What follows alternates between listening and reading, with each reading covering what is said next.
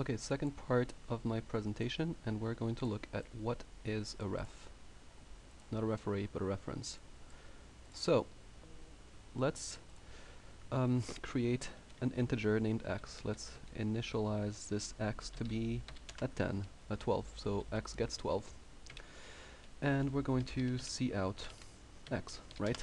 So what the computer does is, okay, so it goes and finds an empty cell, labels it x, and puts 12 in it, right? Labels it x first step. Second step, puts 12 in x, so it looks for the cell that it named x, and it puts 12 in it. And then see out x, and it's going to see out 12, right? We are all happy with that. If we declare another integer y, and we initialize y to be 90, and we see out y, this might seem boring, but there's a good reason why I'm doing this. Y, and then y gets 90, so it puts 90 into y, and then it goes see out y, and it's gonna get you 90. Now, we're going to make a reference and refer to x. So x is going to be referred to by a reference that we're going to call z. Okay, and the syntax for that is, first you have to tell what type the reference is, meaning what type of object it's referring to. In this case, it's going to refer to x, which is an integer, so it's going to be of type int. So int, and put the ampersand there. This means integer reference.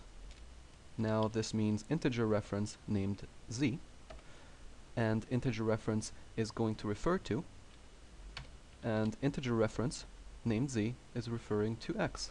This is what the line says. Now, the cool thing about this is anything that happens to z will happen to x, and vice versa. So if z is now initialized to 56, and we see out x, right? Remember this. Right now, we said int x is 12. We said, okay, let's forget this. Int y is 90. Now, we said that there's a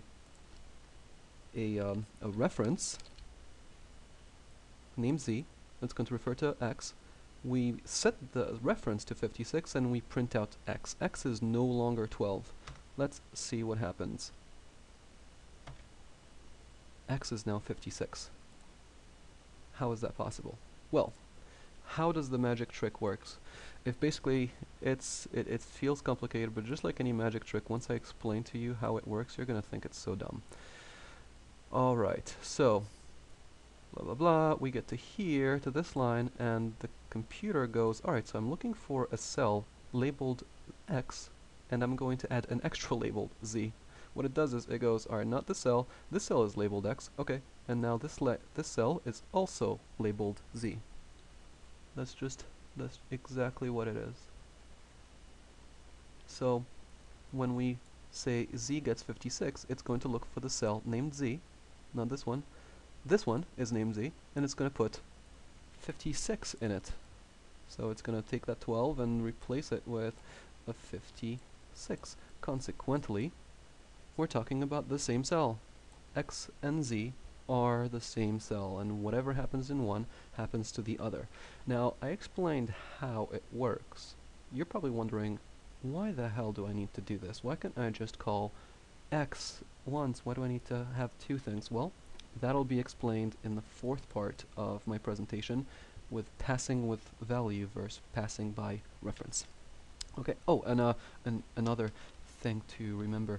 Have you ever watched the movie Fight Club? That movie could be summarized in C++ this way: int at Brad add. So Brad Pitt is a reference to Ed Norton. And I don't know if you remembered, but let's see, it's gonna freak out unless I declare Ed right there. Anything that happens to Brad Pitt happens to Ed Norton. When you punch Ed Norton in the face, the other one also gets hurt. When Brad Pitt gets punched in the face, Ed Norton also gets hurt. So that's a little way I have to remember, references. It's like it's an alias. So saying Superman is, or Clark Kent, his alias is Superman. Anything, it's just the same person having two different names. It's like saying Fred, and my name Fred's nickname is Smalls. So if I say hey Fred, or if I say hey Smalls, I'm really talking to the same cell, the same person, the same thing. They both have the same address. So that explains it, hopefully.